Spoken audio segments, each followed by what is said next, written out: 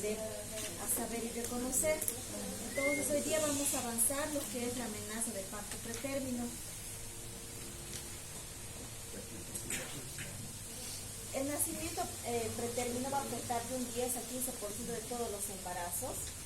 El 60% de la mortalidad neonatal proviene de un embarazo antes de las 30 semanas.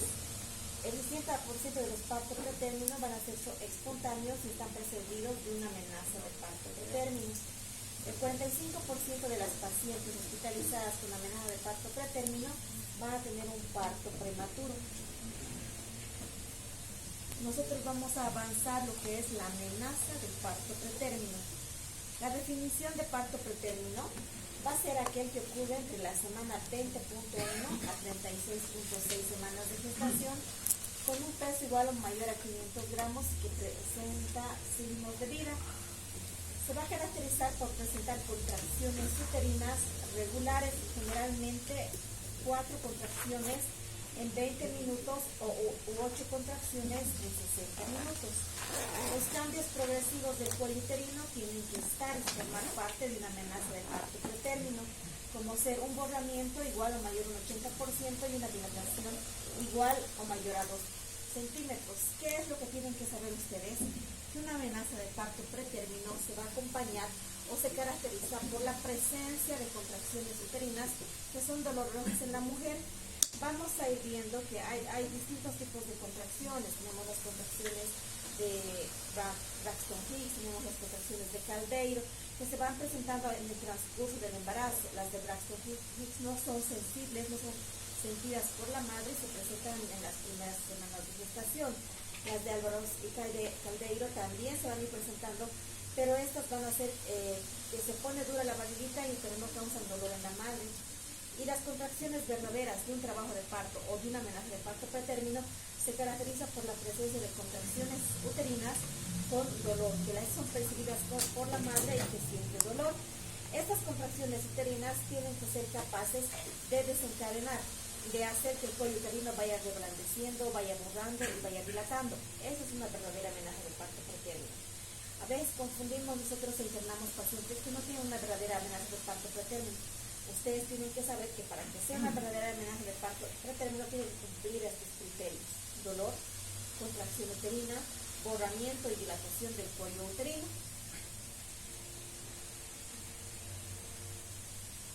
Estas contracciones uterinas deben ser regulares, generalmente presentarse en esas semanas. Se cree que un 12-15% de los nacimientos forman parte de pacientes que tienen una amenaza de parto pretérmino y son bebés pretérmino.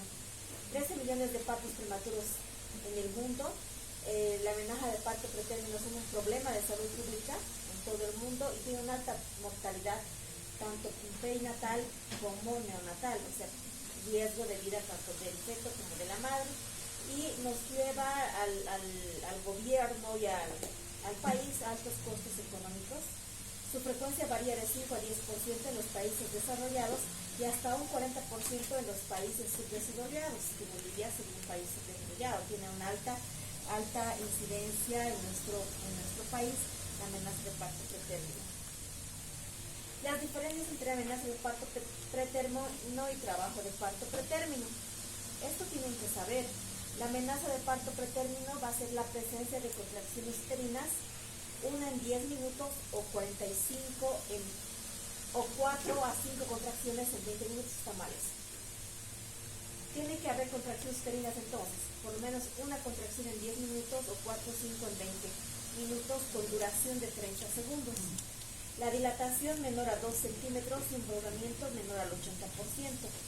Mientras que una actividad, un trabajo de parto pretérmino va a tener una actividad uterina regular con modificaciones cervicales y el borramiento ya va a ser mayor al 80% y la dilatación mayor al 2% o a los 2 centímetros.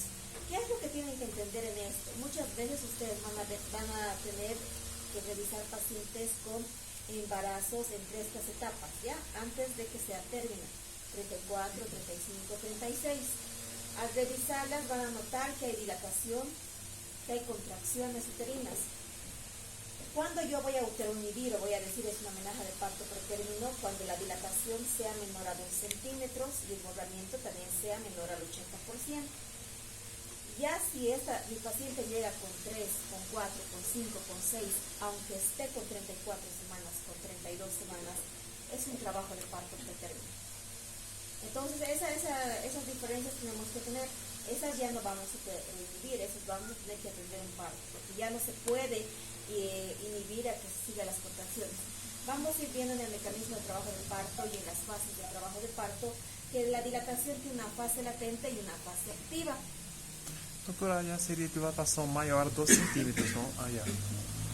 Hay una fase latente y una fase activa. La fase latente es hasta 3 centímetros de dilatación y la fase activa va a empezar a partir de 4 centímetros de dilatación.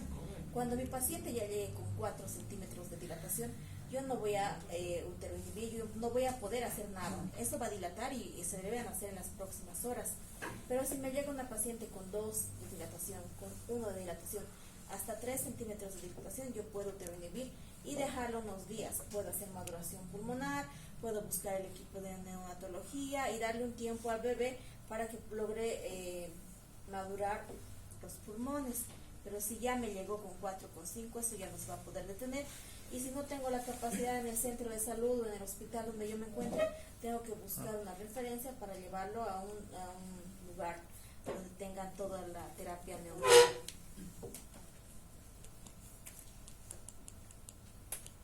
Entonces, entre esta amenaza de parto pretérmino se incluye gran parte de la gestación. Hemos dicho que aproximadamente desde las 20.1 o cuando el bebé pese mayor a 500 gramos, ya no es un aborto, va a ser un parto pretérmino. Pero igual de 36.6 es otro parto pretérmino. Entonces lo van a diferenciar de prematuridad extrema, moderada y leve. Los bebés con prematuridad extrema tienen poca probabilidad de supervivencia, a diferencia con los de prematuridad leve, que estos tienen mayor supervivencia y se los puede sacar. Y la prematuridad madura o moderada, que va desde los 28 a 31 semanas de gestación. ¿Qué es lo que pasa con esto? Se los diferencia así porque de acuerdo al tiempo de edad gestacional nosotros vamos a saber qué hacer. Si voy a hacer maduración pulmonar, si ya no requiere maduración pulmonar, si voy a uteroinhibir o voy a dejar. Por ejemplo, un embarazo que ya esté entre las 24 y 25 semanas con una amenaza de parto pretérmino, haga lo que haga, yo no voy a poder llegar hasta el término, pero voy a tratar de alargar un poco y voy a saber cuándo tengo que darle la maduración pulmonar y todas esas cosas que tenemos. Para eso las vamos a dividir o las vamos a clasificar en prematuridad extrema, moderada y leve. ¿Cuáles van a ser los factores de riesgo para presentar una amenaza de parto pretérmino? Uno, van a ser los antecedentes previos, antecedentes gestacionales de la mujer. Si esa mujer tuvo un antecedente de parto pretérmino en un embarazo anterior, tiene mayor riesgo de hacer otro parto pretérmino. Después tenemos factores de riesgo maternos, como las patologías maternas, que también nos van a aumentar el riesgo para parto pretérmino, y asociados al embarazo también como las infecciones o lo que vamos a ir viendo ahora. En los factores maternos, la raza, un periodo intergenésico menor a 6 meses, el estrés físico y emocional, el bajo nivel socioeconómico asociado a la anemia, las adicciones, el índice de masa corporal menor a 19 asociado a la desnutrición, son factores de riesgo para amenaza de parto pretérmino. Antecedentes gestacionales, un parto pretérmino previo tiene un 30-40% más riesgo de hacer otro parto pretérmino. La RPM en el embarazo, el aborto recurrente, la incompetencia cervical y una colonización cervical previa. Asociadas al embarazo, vamos a tener los embarazos gemelares, casi nunca van a llegar al término, eso es por la sobredistensión uterina. El polidramnios también tiene más riesgo de hacer parto pretérmino. Las infecciones genitourinarias, las infecciones vaginales son de riesgo principal para amenaza de parto pretérmino. Las malformaciones uterinas, los embarazos con dispositivo intrauterino y la patología médica fetal asociada son factores de riesgo que se presentan en las amenazas de parto pretérmino. Entonces, los factores predisponentes en un 40 o 50% de todas las pacientes que vienen con factores con amenaza de parto pretérmino van a estar las infecciones, tanto infecciones vaginales como infecciones urinarias. Es lo más frecuente, ¿ya?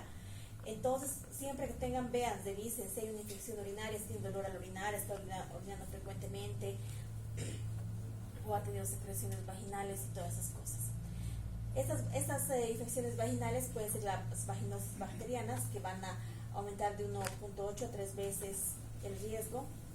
La coriamnitis clínica complica de 1 al 5% de los embarazos de término y casi el 25% de los partos pretérminos.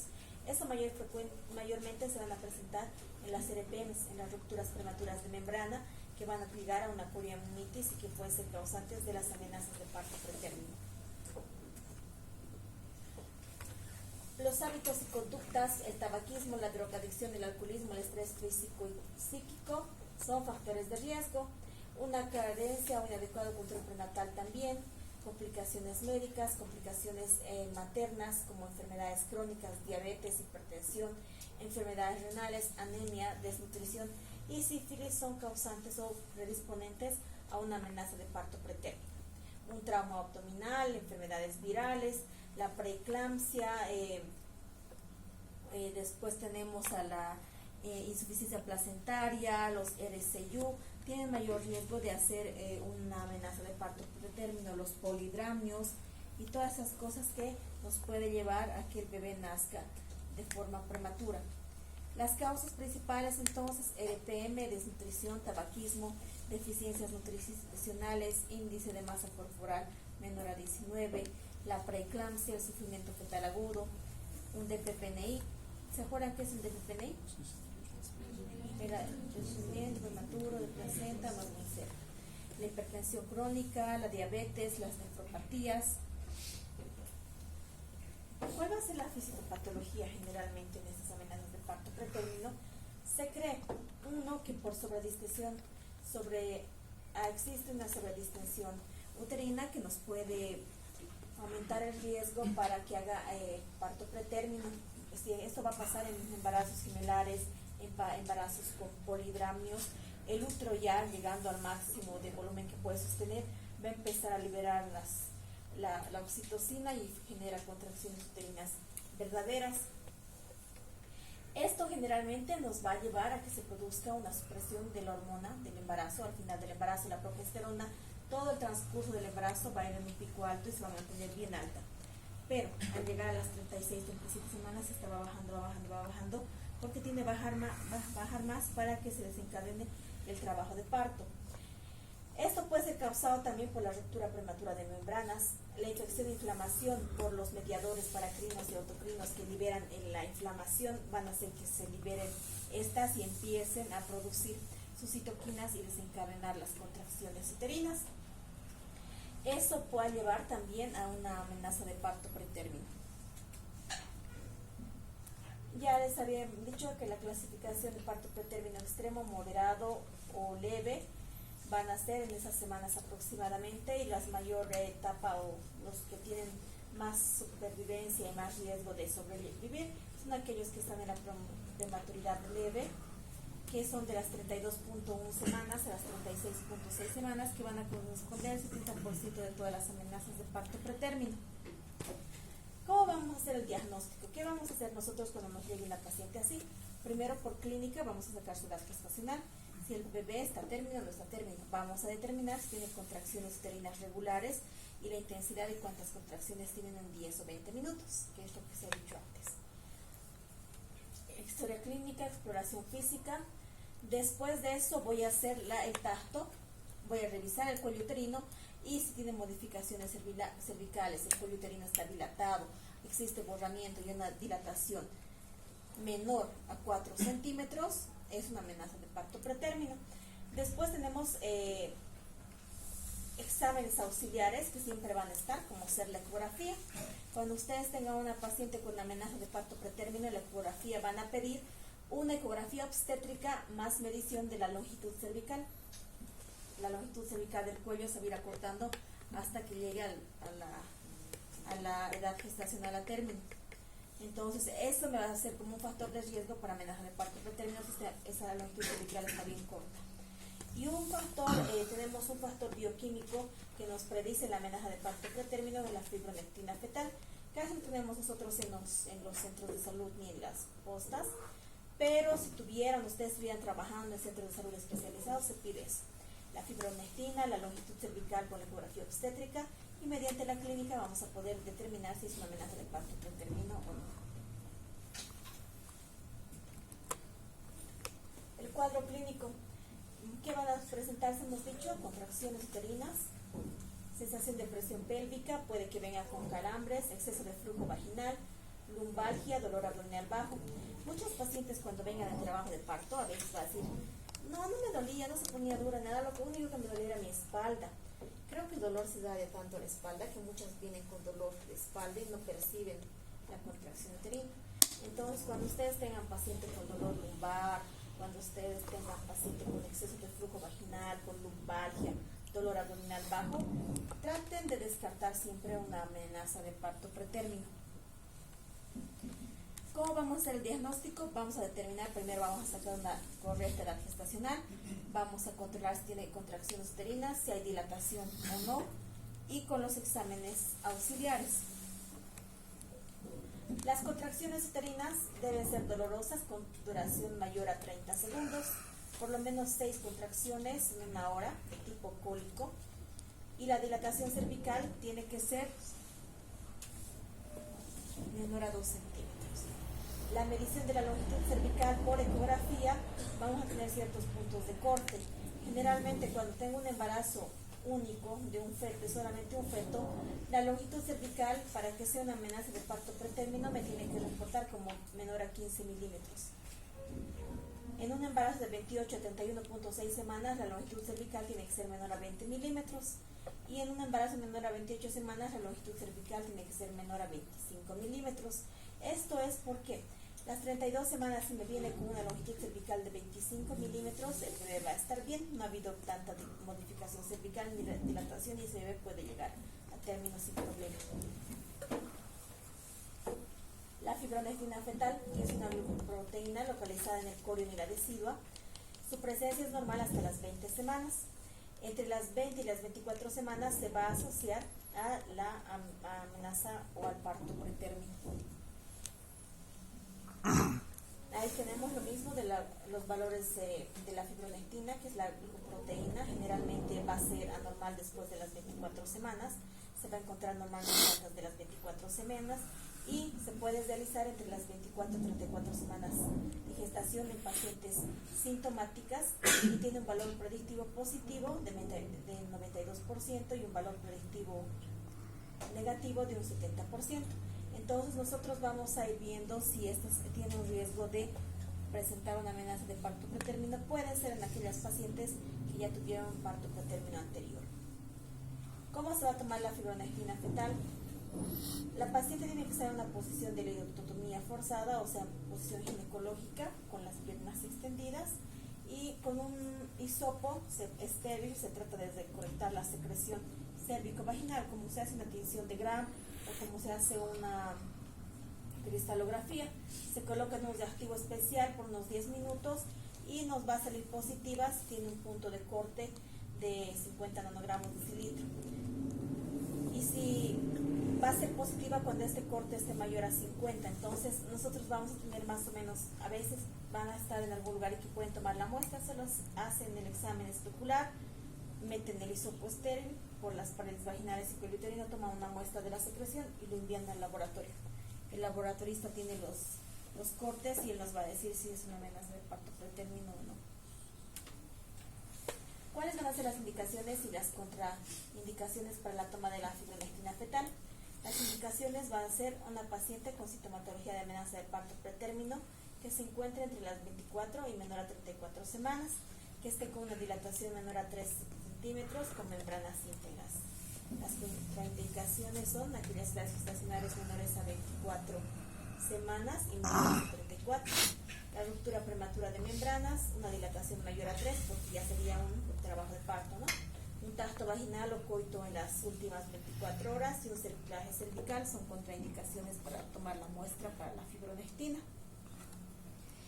En las técnicas de gabinete en la ecografía, ¿qué es lo que vamos a ver nosotros?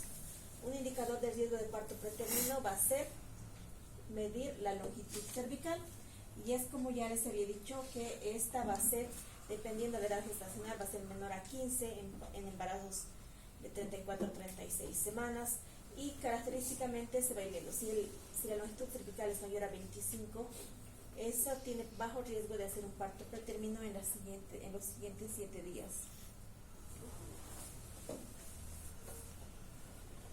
La secuencia de los cambios cervicales por la ecografía vaginal se puede ver durante la ecografía, y estos van a predecir una amenaza de parto pretérmino. En estas imágenes ustedes pueden ver que aquí, este es el polítono, no más menos, y este es el canal. Este es, esta es la cabecita del bebé, y todo esto es la parte del politorio. Entonces van a medir toda esta longitud. Miren acá cómo se está abriendo el orificio cervical interno. En esta parte de acá ya tenemos el orificio cervical interno se ha abierto y está abriendo ya el orificio cervical externo. Tiene mayor riesgo de hacer una amenaza de parto pretérmino. En esta parte de aquí también esta es la cabeza fetal, está provocada contracción uterina para que esto vaya dilatando y se vaya abriendo, y esto se va acortando.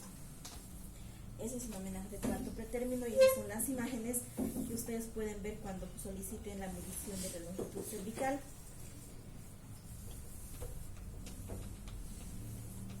Eso es lo que se ha visto en las imágenes.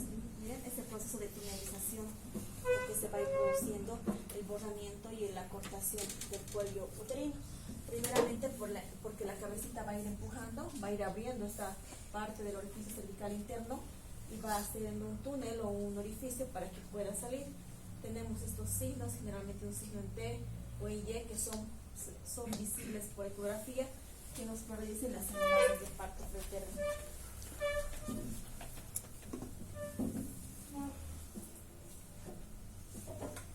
Vamos a tener nosotros que poder diferenciar a pacientes que puedan tener un riesgo alto o bajo riesgo para hacer un parto pretérmino.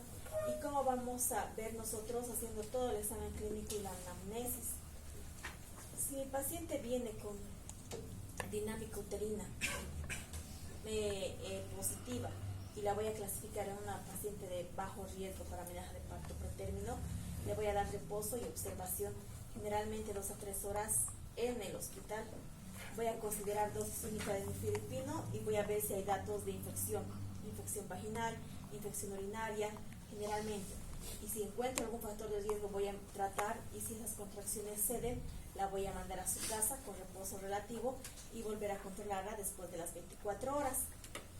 Pero si no cede esa dinámica uterina, ya iniciando un tratamiento y con los factores de riesgo principales y que ya estoy dando un tratamiento, voy a ingresarla generalmente para internación, observación entre las 12 y 24 horas para ver si esas contracciones tienden a perderse. Generalmente mi intención de control y la revisión y buscando qué factor de riesgo tiene. No voy a darle tocolíticos ni corticoides inicialmente. Voy a tomar una ecografía obstétrica, voy a medir la longitud cervical y voy a rehidratar a mi paciente y considerar los tocolíticos después de las 24 horas. Pero sí se hace un control obstétrico habitual, midiendo la frecuencia cardíaca fetal y la dinámica uterina durante las 24 horas. Pero si mi paciente viene con dinámica uterina y está dentro de las pacientes de alto riesgo, aquellas pacientes que ya tuvieron parto pretérmino, aquellas pacientes que tienen embarazos gemelares, aquellas pacientes que tienen polidramios, aquellas pacientes que tienen incompetencia cervical, estas pacientes van a ingresar directamente a ser hospitalizadas y se va a hacer todos sus estudios correspondientes. Voy a pedir la ecografía obstétrica, voy a pedir la longitud cervical, voy a considerar la uteroinhibición con tocolíticos y voy a iniciarle la maduración pulmonar con la betametasona. También son pacientes con factores de riesgo, aquellas que tienen los criterios ecográficos, la longitud cervical reducida, la dilatación, alguna patología más asociada para estas situaciones. ¿Qué tratamiento? El tratamiento va a depender de que la hayamos clasificado en pacientes que tienen una amenaza de parto pretérmino leve, moderada y severa.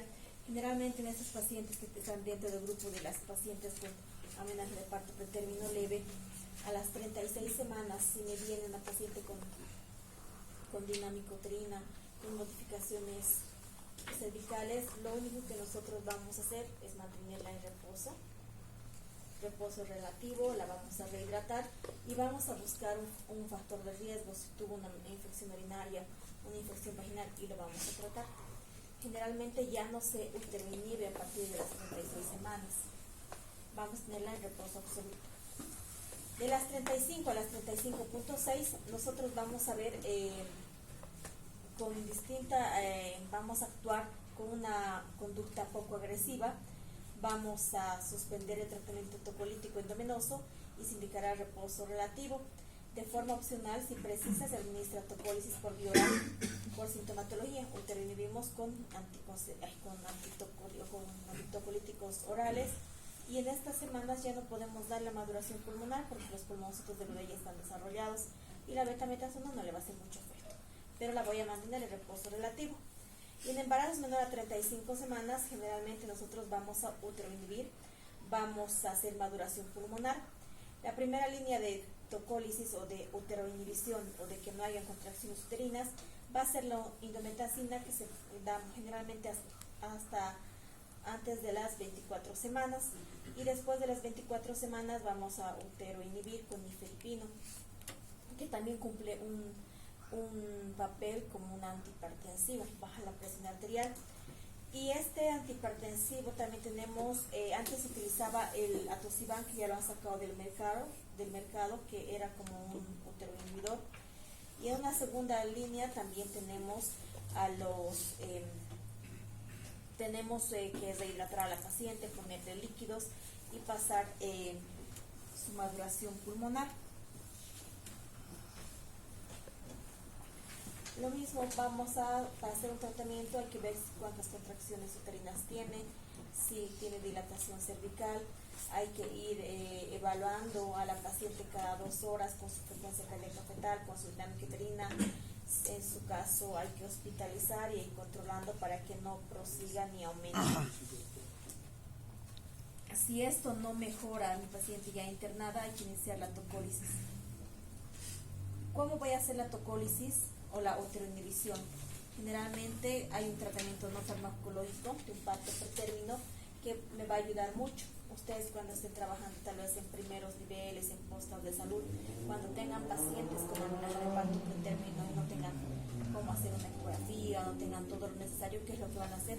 Van a poner a la paciente en reposo absoluto, generalmente en decúbito lateral izquierdo, y la van a hidratar, porque ¿qué va a hacer cuando la hidratemos? Le vamos a poner una solución, puede ser una solución dextrosa al 5% de 1000 cc o fisiológica, le van a pasar a chorro por lo menos 500 cc. Esa hidratación que estamos dando en el cuerpo de la paciente va a hacer que la contracción uterina, en vez de que se unan los canales de calcio para que se active la contracción, se va a unir con más líquido, va a pasar más líquido y va a relajar un poco la actividad uterina. Vamos a controlar los signos vitales, vamos a ver las de valoración clínica, generalmente de 60 a 120 minutos la hemos rehidratado y no mejora, vamos a buscar un centro especializado para hacer una referencia a esa paciente.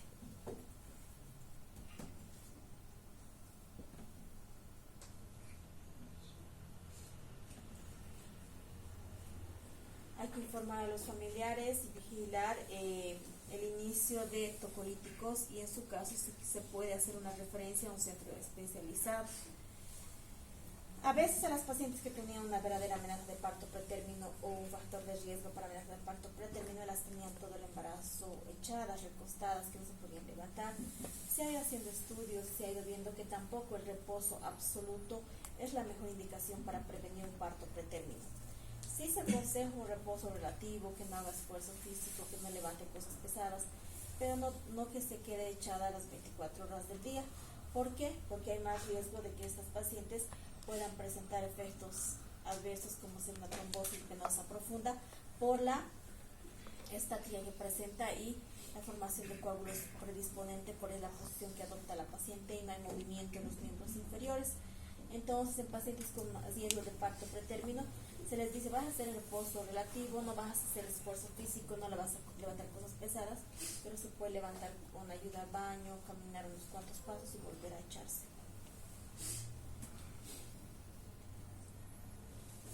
Entonces, ¿qué medicación vamos a dar nosotros en verdaderas amenazas de parto pretérmino? Los tocolíticos, esteroides para la maduración pulmonar, los tocolíticos para parar la contracción uterina, los antibióticos en caso de que tengamos una infección urinaria, que tengamos una paciente con RPM, y la neuroprotección si mi embarazo es muy pretérmino y que tenga que salvar al bebé antes de las 33 semanas, tengo que hacer una neuroprotección en el feto.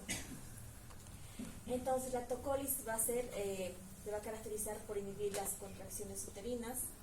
Vamos a buscar también los inductores de madurez pulmonar y neuroprotección fetal para mejorar así la vida tanto del feto y también el posterior riesgo que tenga la madre perinatal. Entonces no hay mejor tocolítico, va a ser el mejor que tengamos nosotros disponible en nuestro centro de salud. El agente tocolítico ideal debe ser fácil de administrar, generalmente por vía oral, que tengamos en el centro de salud y que no sea tan caro, o sea, que tengamos nos va a ayudar mucho a prevenir un parto pretérmino. Entre estos tocolíticos tenemos los antagonistas de los canales de calcio, que se va a incluir el nifedipino. ¿Ya? ¿Cómo va a actuar el nifedipino? Este va a bloquear el ingreso a la célula de calcio, provocando una relajación de músculo liso. La dosis generalmente es 10 miligramos sublingual cada 20 minutos hasta completar 40 miligramos, continuar con 20 miligramos cada 8 horas por 3 días o 10 miligramos cada 8 horas por 3 días previa hidratación de mi paciente. El nifedipino, para que actúe rápidamente, si la contracción no se dio, en un principio puedes utilizar hasta 20 miligramos y posteriormente le vas a ir dando 10 miligramos cada 8 horas. Los efectos secundarios del nifedipino que nos van a provocar una hipotensión arterial, taquicardia, cefalea, vértigo, náuseas y bochornos.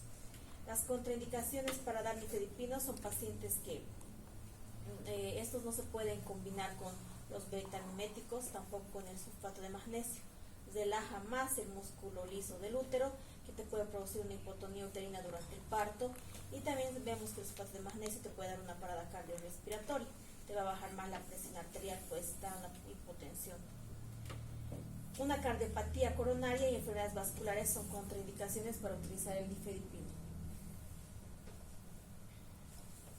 Después tenemos a los antagonistas de los receptores de oxitocina y teníamos el atosiban, que está ya salido del mercado, ya no se lo puede encontrar. Este tenía como mecanismo de acción bloquear los receptores de oxitocina en el miometrio, inhibiendo las contracciones en los primeros 10 minutos.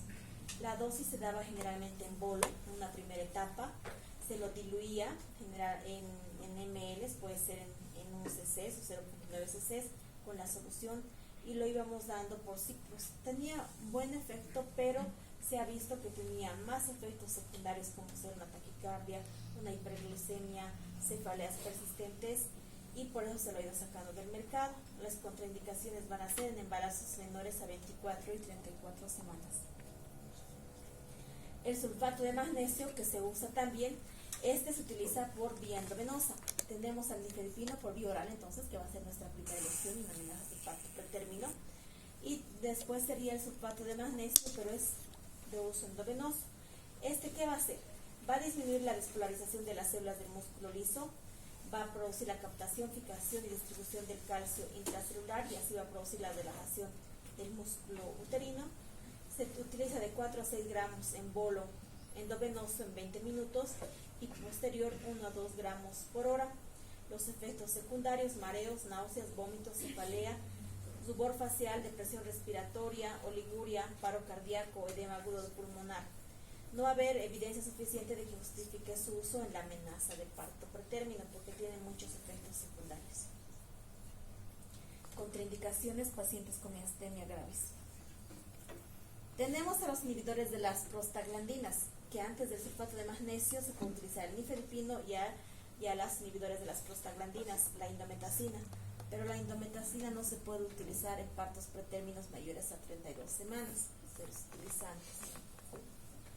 Por eso es que no está al principio. El mecanismo de acción va a inhibir la conversión de ácido araquidónico en prostaglandinas. La dosis generalmente viene en supositorios de 100 miligramos y se lo administra por vía rectal. Puede utilizarse cada 12 o cada 24 horas y puede combinarse con los betamiméticos. Los efectos secundarios van a ser maternos, provocando una granulocitosis, enfermedad ulceropéptica, cuadros diarreicos fetales, disminución de la filtración glomerular, hipertensión pulmonar. Si es de prematuro del conducto arterioso, insuficiencia tricuspidia fetal. Es por eso que se ha asociado al si es de prematuro del conducto arterioso después de las 32 semanas, por eso que ya no lo damos. Lo podemos usar, van a ver ustedes que se utiliza indometacina en amenazas de aborto frecuentemente y amenazas de parto pretérmino, pero hasta esta semana. Después de las 32 está contraindicado. Las contraindicaciones: embarazo mayor a 32 semanas, enfermedad ulceropéptica activa y enfermedad renal hepática o hematológica.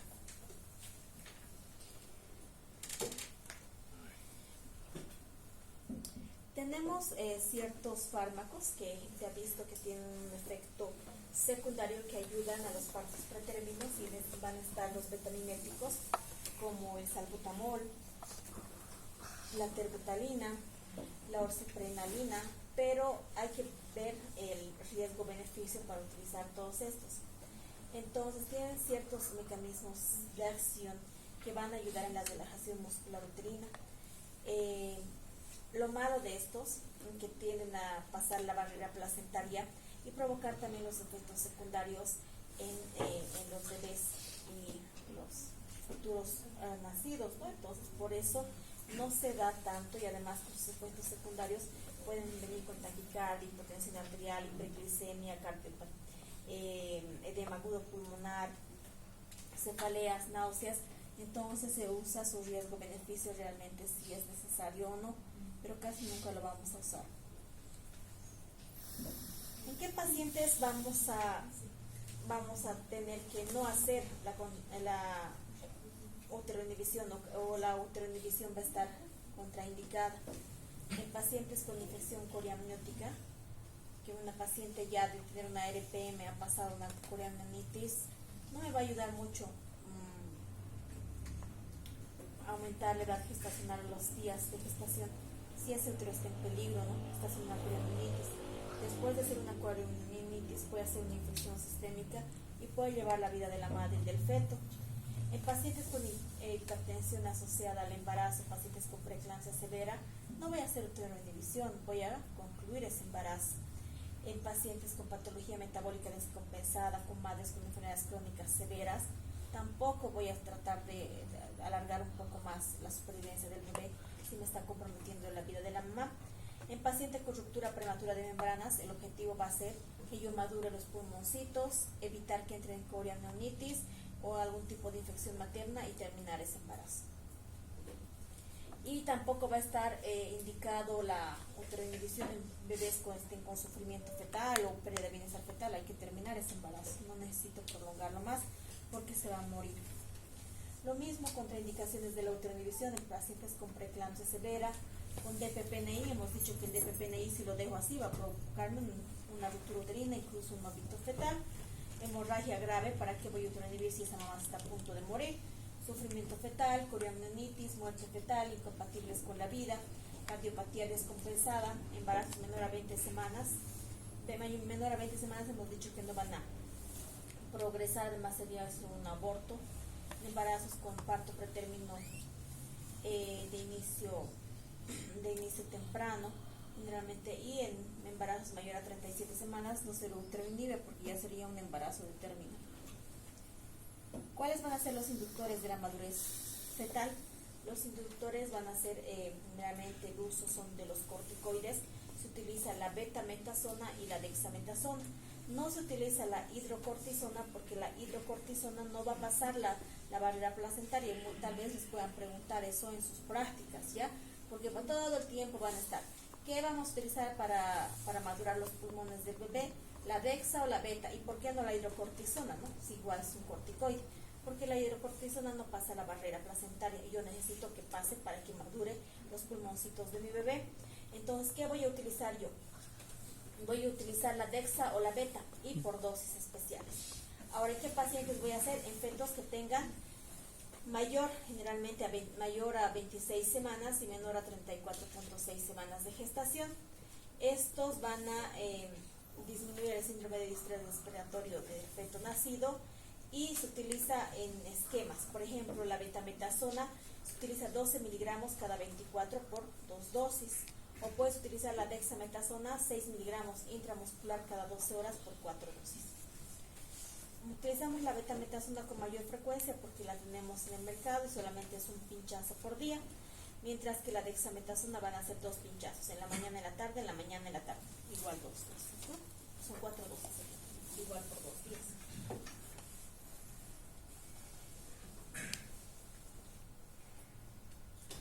¿En qué momento vamos a tratar de hacer antibiótico-terapia? No se han encontrado beneficios con el uso de antibióticos así por prevención, digamos. Viene con una amenaza de parto pretérmino, con el antibiótico para prevenir. No se ha visto que eso mejore en ciertos casos, pero hay ciertas circunstancias que debemos iniciar. No se debe iniciar en forma rutinaria. Se va a recomendar la profilaxis del estreptococo del grupo beta a partir de las 36 semanas. Generalmente las pacientes que vengan con amenaza de parto pretérmino tienen una infección vaginal o una infección urinaria que hay que determinar para que nosotros podamos hacer el tratamiento indicado. La neuroprotección. ¿Qué va a ser la neuroprotección? Va a ser, como su nombre se dice, hacer como una placa de protección en ese sistema nervioso fetal inmaduro del feto en un posible parto pretérmino. Se hace en los bebés que tienen un riesgo de nacer generalmente 24 48 horas antes, o sea que vengan en fase activa. ¿Y en qué fetos voy a hacer la neuroprotección? En fetos que estén cursando una edad gestacional de 28 a 32.6 semanas. Eso les va a mejorar la supervivencia de vida y les va a disminuir los riesgos que tienen a nivel de prematuro. O sea, disminuye el riesgo de que vengan con alguna alteración neurológica, retraso mental, ¿no? Alteración psicomotriz, todas cosas que se vienen en bebés prematuros que no han desarrollado completamente todo su sistema nervioso central. Disminuye también las resistencias vasculares fetales, la perfusión cerebral, ayuda también a que el bebé nazca y se pueda adaptar al medio externo. ¿Cómo voy a dar el sulfato de magnesio para hacer la neuroprotección fetal? Generalmente se hace como para una preeclampsia. Se da una dosis inicial de 4 gramos en 250 ml de solución fisiológica y va a pasar generalmente en 20 a 30 minutos y se hace una dosis de mantenimiento 1 gramo por hora durante las 24 horas posteriores, que yo tal vez voy a estar haciendo maduración pulmonar y voy a monitorizar a la madre de forma estricta porque hemos visto que el sulfato de magnesio me puede dar un paro cardiorrespiratorio, me puede alterar todos los reflejos de la madre. Tenemos un antídoto del sulfato de magnesio, si en nuestro caso se nos va a pasar y le vamos a provocar si le provocamos una intoxicación, es el gluconato de calcio. Entonces ustedes tienen la oportunidad de ver cosas, si tienen sulfato de magnesio tienen que tener gluconato de calcio porque fácilmente es una parada cardiorrespiratoria. Se puede intoxicar porque son dosis altas que se está utilizando en esta mamá. 4 gramos más 1 gramo por hora son como 20 gramos que se utilizan.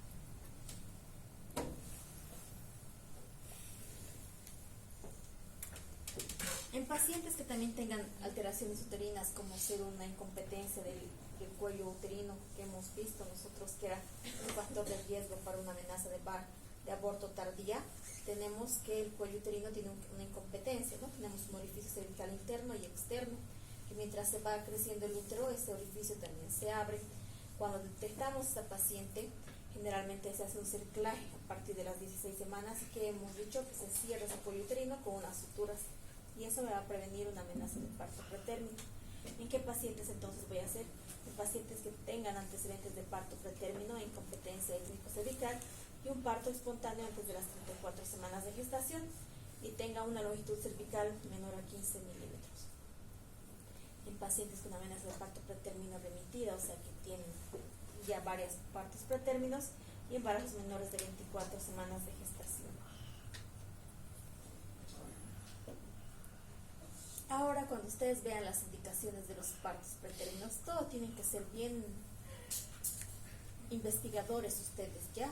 Cuando vayan, miren, si tienen una paciente con amenaza de parto pretérmino, vean qué le va a recetar su doctor, qué le está dando, si le está ultraviviendo, si le ha hidratado previamente, si le ha hecho maduración pulmonar, si le está dando progesterona o no. Hemos dicho que la progesterona es la hormona del embarazo, ¿no?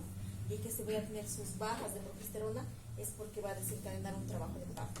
Entonces se da a pacientes con amenaza de parto pretérmino para que se mantengan los niveles de embarazo.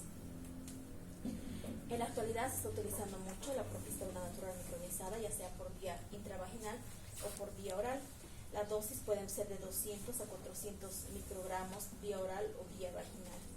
Esta se da en pacientes con antecedentes de parto pretérmino antes de la semana 32 y a partir de la semana 16 hasta las 36 semanas. ¿Qué es importante para nosotros? Vamos a tener que medir la longitud cervical, buscar pacientes con riesgo de parto pretérmino. Vamos a citar y controlar a las pacientes cada 2 semanas. Puedes ir a escribir allá afuera, ya me has puesto nerviosa. Si puedes salir, no hay problema. No. En caso de resultar nuevamente positivas, se va a ir controlando cada 2 semanas y viendo qué factor de riesgo tiene para evitar un parto pretérmino posterior. ¿Cuáles van a ser las recomendaciones? Ante una amenaza de parto pretérmino se iniciará con un manejo integral de la paciente, viendo factores de riesgo y antecedentes obstétricos. No vamos a utilizar de manera rutinaria los antibióticos, tampoco los tocolíticos. Hemos dicho que primero vamos a valorar a la paciente, vamos a tener el reposo relativo, tratar de identificar un factor de riesgo como una infección vaginal urinaria, dar la medicación necesaria para eso, rehidratarla, y si no mejora la voy a internar y voy a utilizar los uteroinhibidores, los tocolíticos, y en la mayoría de los casos voy a utilizar el difenipino, la indometacina. En los casos más agresivos puedo que utilice el sulfato de magnesio con todas las precauciones que tenemos que tener. La medición de la longitud cervical nos va a predecir mucho un parto pretérmino de inicio, de entre las 7 días posteriores. Y el reposo absoluto, hemos dicho que está en controversia con un reposo relativo porque también tiene otros efectos en las mujeres. Y vamos a ir viendo qué se debe hacer las indicaciones a la mujer. El mejor tocolítico no va a existir, va a ser el que vamos a tener disponible en el lugar donde nos encontremos y que tenga menos efectos secundarios tanto para la madre y el feto. La antibiótico-terapia no va a prolongar un parto pretérmino, entonces no se va a dar como vitamina. Los principales objetivos de la tocólisis van a ser terminar el esquema de inductores de maduración pulmonar, o sea, voy a parar las contracciones para madurar esos pulmoncitos, y ya cuando vea que es necesario terminar ese embarazo lo voy a hacer. Y la betametasona y la dexametasona son los esteroides de elección para inducir la madurez pulmonar fetal. Y actualmente las pruebas van a apoyar al tratamiento prenatal de sulfato de magnesio en las mujeres con riesgo inminente de parto prematuro como un agente neuroprotector contra la parálisis cerebral. Eso es todo de amenaza de parto pretérmino. Yo creo que mañana vamos a ver lo de RPM ya.